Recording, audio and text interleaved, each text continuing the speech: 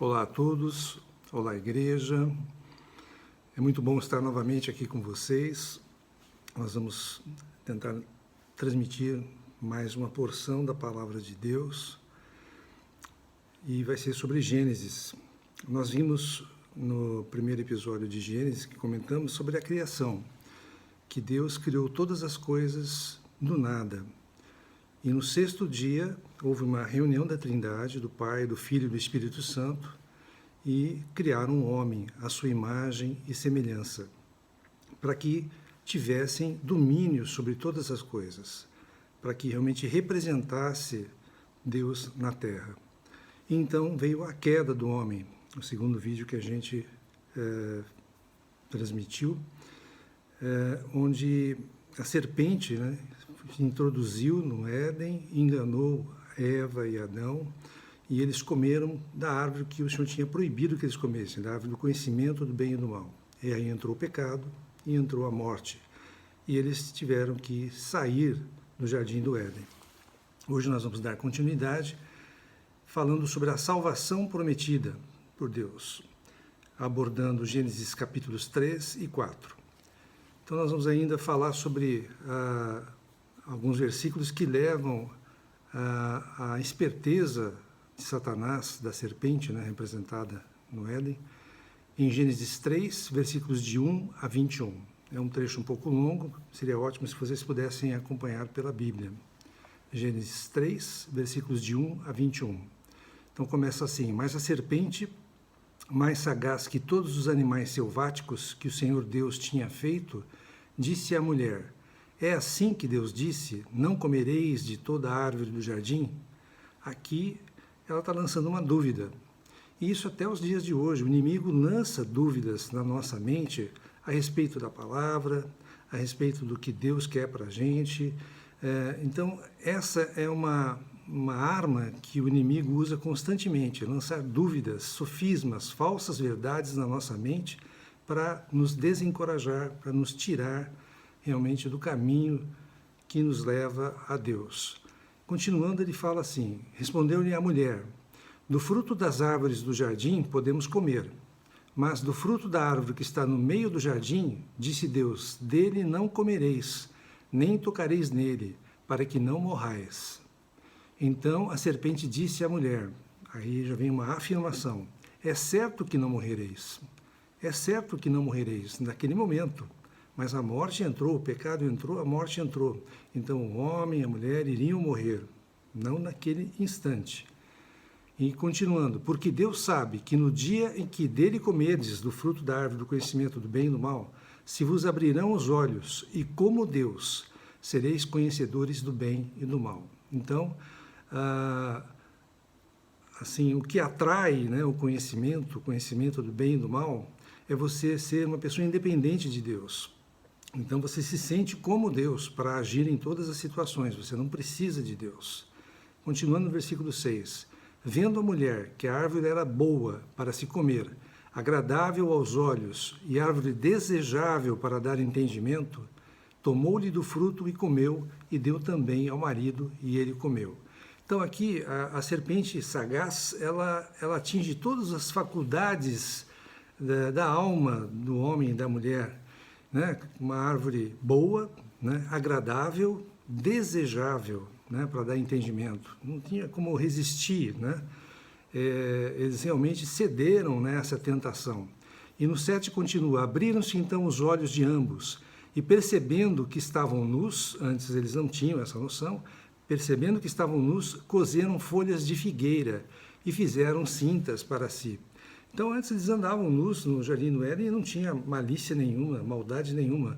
Mas ao comer do conhecimento do bem e do mal, perceberam que estavam nus e fizeram folhas de figueira para tapar essa nudez, que é a justificação própria, a justificativa própria do homem, quando ele tenta se justificar, é representado aqui pelas folhas de figueira. Nós vamos ver ainda.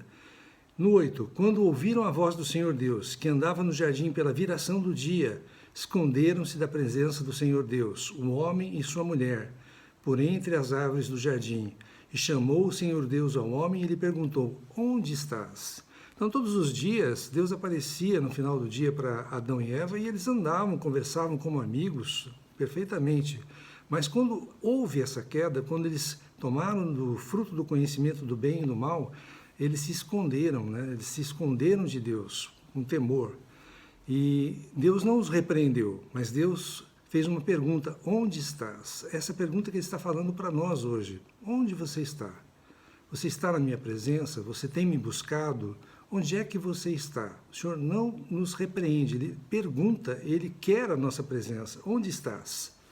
Por quê? Porque nós nos afastamos dEle. Continuando no versículo 10, ele, Adão, né, respondeu: ouvi a tua voz no jardim e porque estava nu, tive medo e me escondi. Ou seja, o pecado entrou, ele teve medo e se escondeu do Senhor. Perguntou-lhe Deus: quem te fez saber que estavas nu? Comeste da árvore de que te ordenei que não comesses? Então disse o homem: a mulher que me deste por esposa, ela me deu da árvore e eu comi. Agora começa uma acusação um contra o outro, né? O homem não teve culpa, porque a mulher é que apresentou o fruto da árvore do conhecimento do bem e do homem para Adão. Disse o Senhor Deus à mulher: que é isso que fizeste? Respondeu a mulher: a serpente me enganou e eu comi. Ou seja, a mulher também não teve culpa, porque a serpente a enganou. Só que eles deviam estar atentos, eles deviam cuidar do jardim, cuidar do que era de Deus. E cederam à tentação da serpente, que é a Satanás. Então o Senhor Deus disse à serpente: visto que isto fizeste, maldita és entre todos os animais domésticos e o és entre todos os animais selváticos. Rastejarás sobre o teu ventre, comerás pó todos os dias da tua vida. O homem não veio do pó e ao pó vai retornar? Então, qual é o alimento da serpente? Qual é o alimento de Satanás? Os homens, que são constituídos de pó. Porém, inimizade entre ti, a serpente, e a mulher, entre a tua descendência e o seu descendente, que é Cristo. Então, inimizade entre ti, a serpente, e a mulher, e entre a tua descendência, da descendência maligna, né, do maligno, de Satanás, e o seu descendente, que é Cristo. Este te ferirá a cabeça e tu lhe ferirás o calcanhar. E a mulher disse: multiplicarei sobremodo os sofrimentos da tua gravidez. Em meio de dores darás à luz filhos. O teu desejo será para o teu marido e ele te governará. Então aí começou uma série de consequências, né, desse ato que eles fizeram.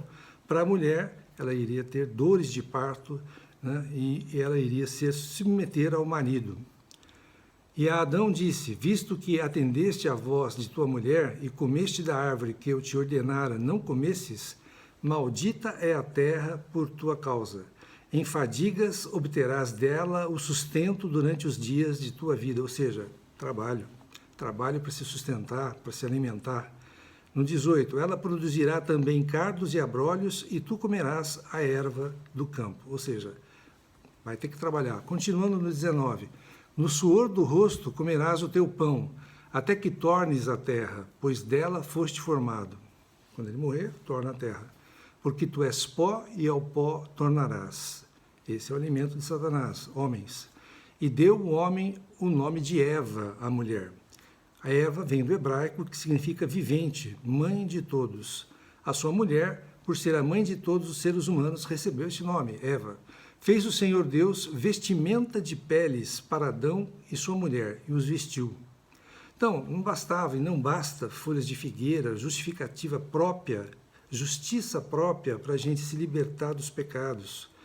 Isso desaparece, a nossa justiça própria desaparece. Não dá para nos justificarmos com folhas de figueira. Mas um animal precisou morrer. Esse animal, possivelmente um cordeiro, nós vamos explicar ainda, para que seu sangue e sua pele justificasse Adão e Eva. Aí, então, como o pecado entrou no homem, eles não poderiam ficar mais no jardim do Éden e ter acesso à árvore da vida, que é o próprio Deus, né? Que ter uma vida eterna com o pecado, ter a vida eterna, tendo o pecado em si, né? Foram então expulsos do jardim. Mas nem tudo é desolação, nem tudo é desesperança. Começamos a leitura com então o Senhor Deus. Então, em meio ao caos pela queda do homem, temos um Deus que ele é soberano, que ele é onisciente, onipresente, que ele não foi pego de surpresa. Deus sabia e Deus sabe todas as coisas. Tudo está sob o seu controle. E Deus fará tudo conforme o seu desejo e a sua vontade, não se enganem. Então, com a queda, Deus pôde manifestar ainda mais a sua sabedoria, o seu amor, o seu poder. Ele já sabia e ele já tinha preparado um remédio antes da doença aparecer. Antes do problema do pecado aparecer e da morte aparecer, ele já tinha um remédio. Então, embora em Gênesis 3 nós temos lá a queda de Adão, a partir do versículo 8 de Gênesis 3, temos algo maravilhoso. Após a desobediência de Adão e Eva, eles provavelmente temiam, né, que iam morrer, conforme a advertência dada por Deus: se você comer daquele fruto, da árvore do conhecimento do bem e do mal, certamente morrerás. Então eles se esconderam, tentando salvar a situação. Fizeram cintas com folhas de figueira para taparem a nudez, que representa o pecado. Então, apesar de Deus saber tudo isso, tudo o que tinha acontecido, ele tomou a iniciativa de buscá-los, perguntando: onde estás? Então, pela primeira vez na Bíblia, nós temos aqui o Evangelho anunciado. Um homem pecador foge de Deus, como nos dias de hoje. Se você tem problemas, se você tem pecados, você não tem como ter comunhão com Deus. É uma barreira entre nós e Deus se houver pecado. Mas Deus vem nos buscar. Ele faz uma promessa, provê uma vestimenta adequada para cobrir a nudez de Adão e Eva. Ou seja, a justiça própria não funciona. Então, a justiça de Deus funciona. Nós vamos ainda ver mais sobre isso. Em Gênesis 3, 14 e 15, nós temos então 3 elementos: a mulher, a serpente e a sua descendência, e o descendente da mulher. Nós vamos então tentar explicar melhor esse quadro. Temos uma pista em Isaías 7,14, que diz assim: portanto, o Senhor mesmo vos dará um sinal. Eis que a virgem conceberá e dará à luz um filho, ele chamará Emanuel, que quer dizer Deus conosco. Então, a virgem é Maria, que deu à luz Emanuel, Deus conosco, que é o próprio Senhor Jesus. Então, o cumprimento desse versículo de Isaías nós vamos encontrar em Mateus 1, versículos 22 e 23, que diz assim: ora, tudo isto aconteceu para que se cumprisse o que fora dito pelo Senhor, por intermédio do profeta. Qual o profeta? Do versículo anterior, Isaías. Eis que a virgem conceberá e dará à luz um filho, e ele será chamado pelo nome de Emanuel, Deus conosco. Em Gálatas 4, versículos 4 e 5, também temos sobre esse assunto. Diz lá: vindo, porém, a plenitude do tempo, Deus enviou seu Filho, nascido de mulher, nascido sob a lei, para resgatar os que estavam sob a lei, a fim de que recebêssemos a adoção de filhos, ou seja, recebêssemos a filiação. Então, Deus enviou seu Filho, nascido de mulher, de uma virgem, de Maria, ainda na época da lei, para resgatar os que estavam sob a lei, que agora mudou, né? O Antigo para o Novo Testamento, a lei para a graça, a fim de que recebêssemos a adoção de filhos, ou seja, a filiação.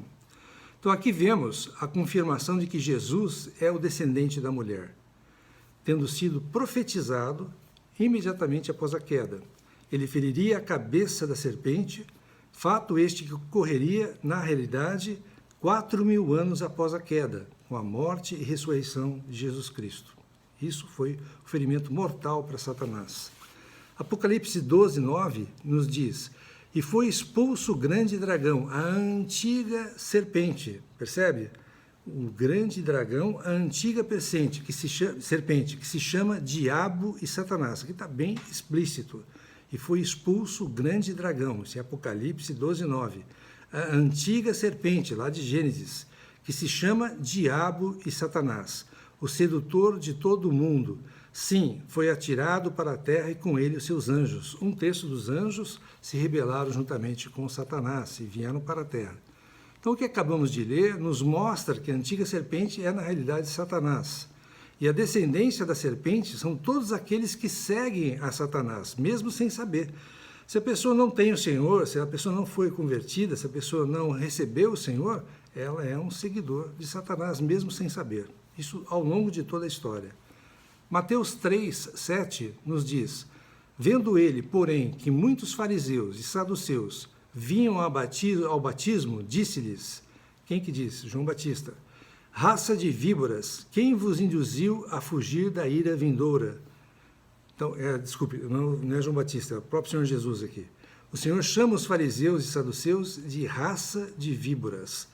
Isso aí em correspondência à antiga serpente, os seguidores de Satanás, raça de víboras.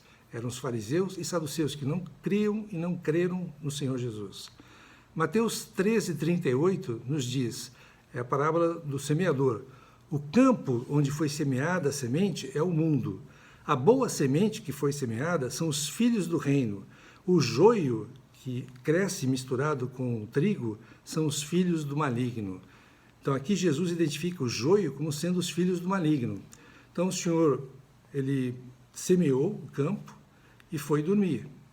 Enquanto dormia, veio o inimigo e semeou o joio no mesmo local onde foi semeado o trigo.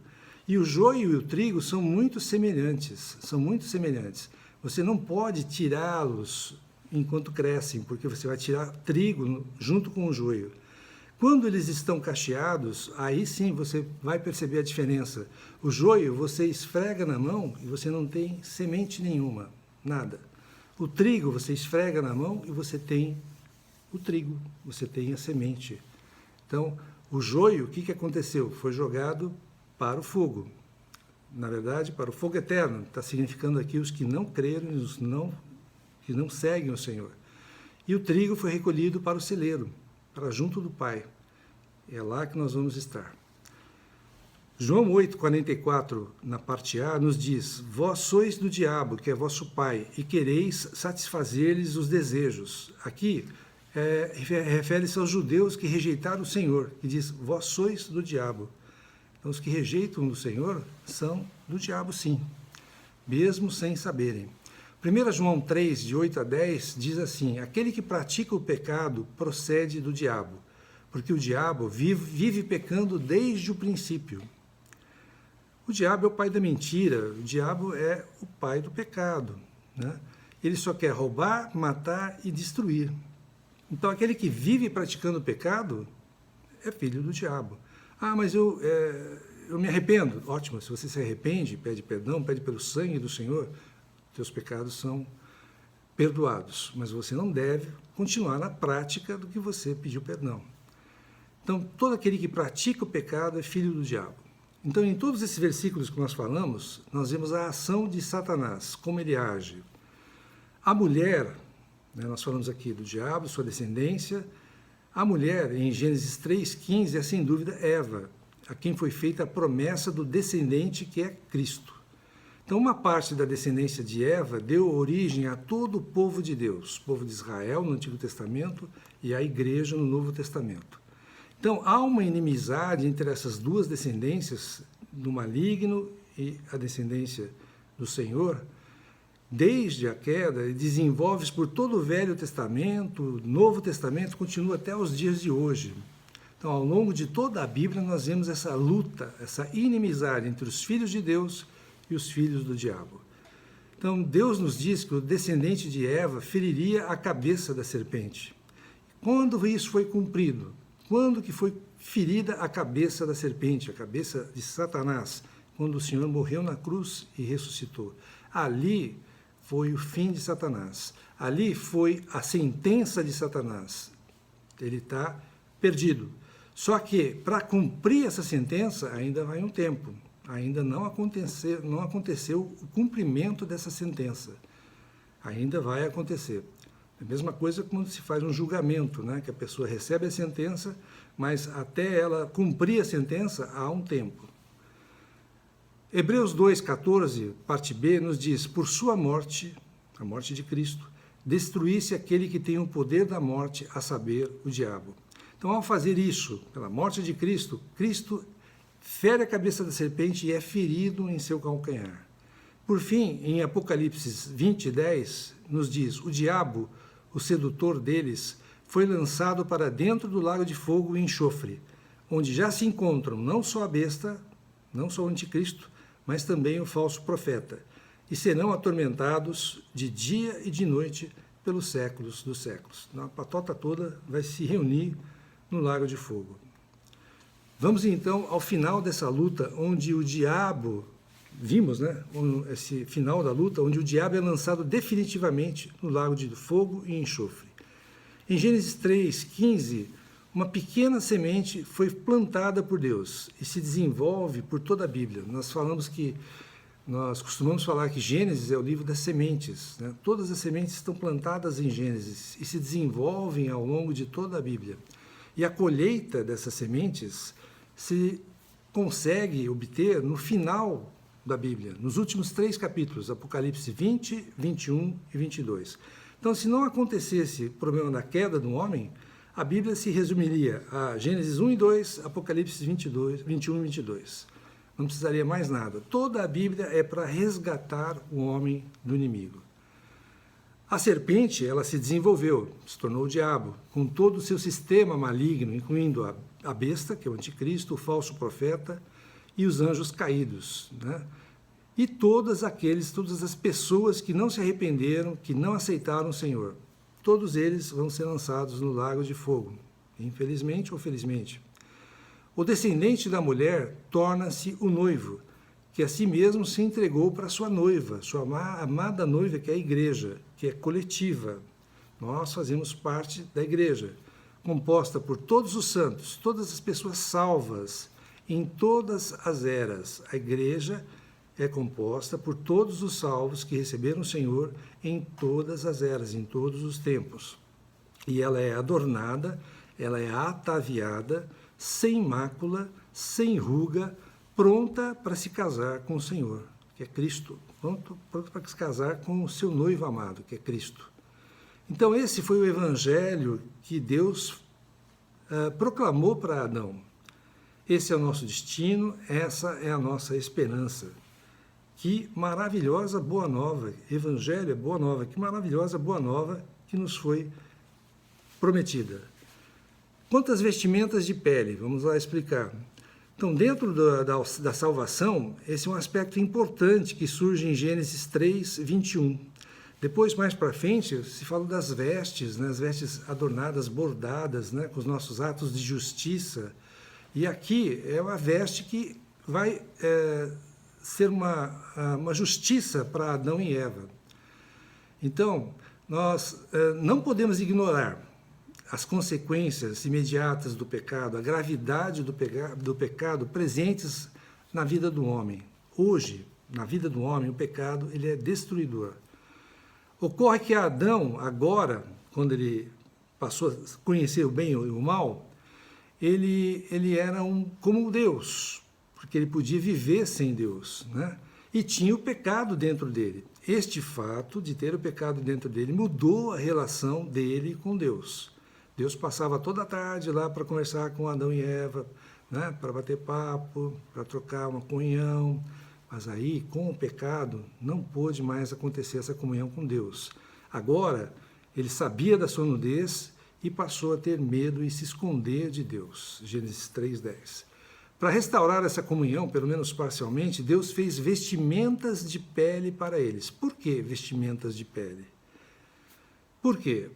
Eles já haviam tentado remediar o problema fazendo folhas de figueira para tapar a nudez. Folha, você sabe que desaparece, desintegra, né? Não funcionou. A nossa justiça própria não funciona, ela não se sustenta. Então aprendemos que nada do que podemos fazer para restaurar essa comunhão com Deus por nós mesmos, o homem pecador, não funciona com Deus, que é totalmente santo, que não pode ter esse pecado para haver uma comunhão com Deus. Então, o simples fato de você conhecer o mal já é prejudicial. Então, ao conhecer o mal, o homem ele é influenciado, ele é enredado pelo mal. Somente a vida divina, a vida de Deus é capaz de vencer o mal. Então, o que Deus faz? Ele provê uma forma de cobrir a nudez, que representa o pecado de Adão e Eva, sacrificando um animal inocente. Que animal é esse? Possivelmente um cordeiro. João 1,29 nos diz, João Batista agora, que ele viu a Jesus que vinha para ele e disse: eis o Cordeiro de Deus, que tira o pecado do mundo. Então, Aqui nós vemos uma figura de Jesus Cristo em Gênesis, que possivelmente ele era o Cordeiro, que desde antes da fundação do mundo ele representa o Cordeiro e que com o seu sangue ele livra o homem do pecado. Então o sacrifício desse animal, possivelmente desse Cordeiro, era derramar o seu sangue, de forma que, através do sangue, eles pudessem restabelecer a comunhão, o acesso a Deus.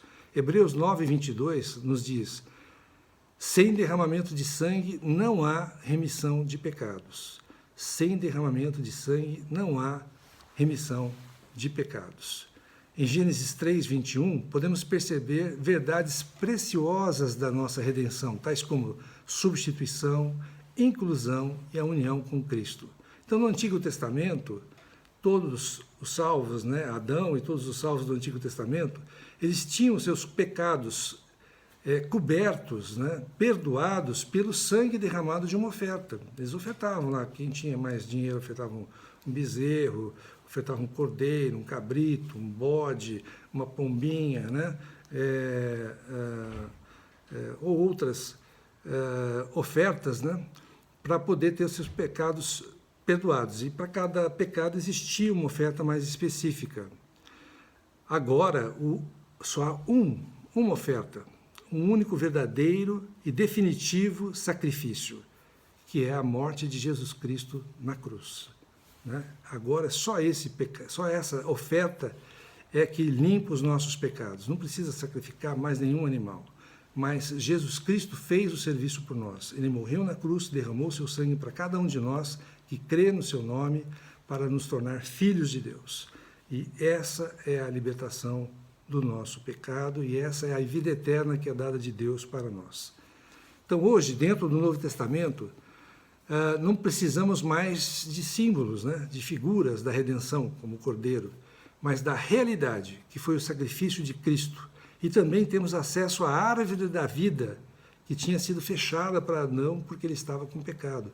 A árvore da vida representa o próprio Senhor.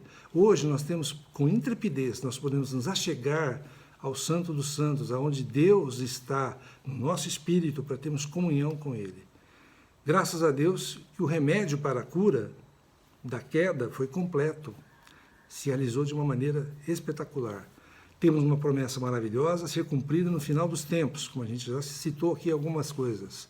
Temos uma provisão para os nossos dias, que cobre a nossa nudez, os nossos pecados, e nos dá um completo acesso a Deus, ao Pai. Hebreus 4, de 14 a 16, nos fala: tendo, pois, a Jesus, o Filho de Deus, como grande sumo sacerdote, que penetrou os céus, conservemos firmes a nossa confissão, porque não temos sumo sacerdote que não possa compadecer-se das nossas fraquezas. Ele pode.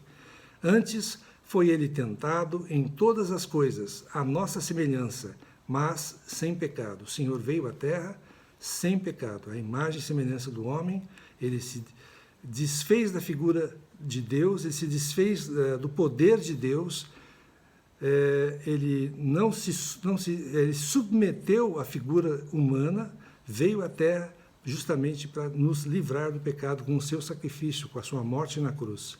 E continua: cheguemo-nos, portanto, confiadamente, com intrepidez, junto ao trono da graça.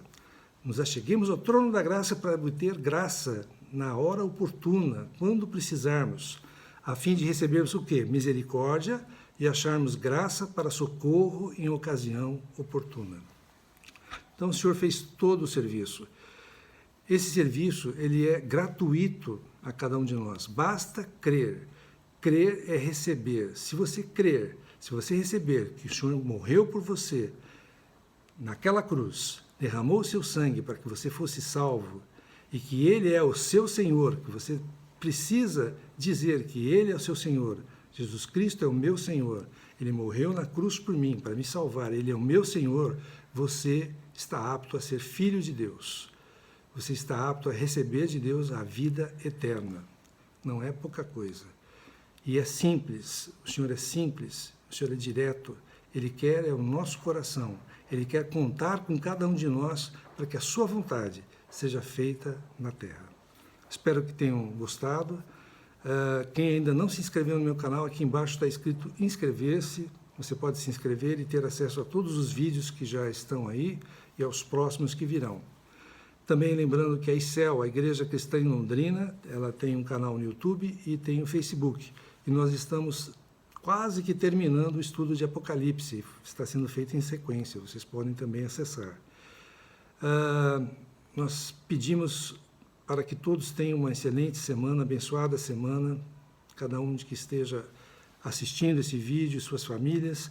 Também pedimos para o Senhor misericórdia para que possa abrandar essa pandemia, que possa realmente providenciar uma vacinação mais completa possível, para que possamos, não digo eliminar o vírus, mas conviver de uma forma que ele não possa nos atingir como tem nos atingido.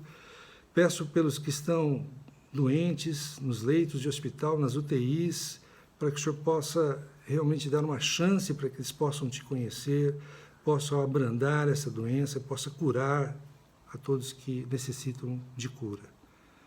Amém.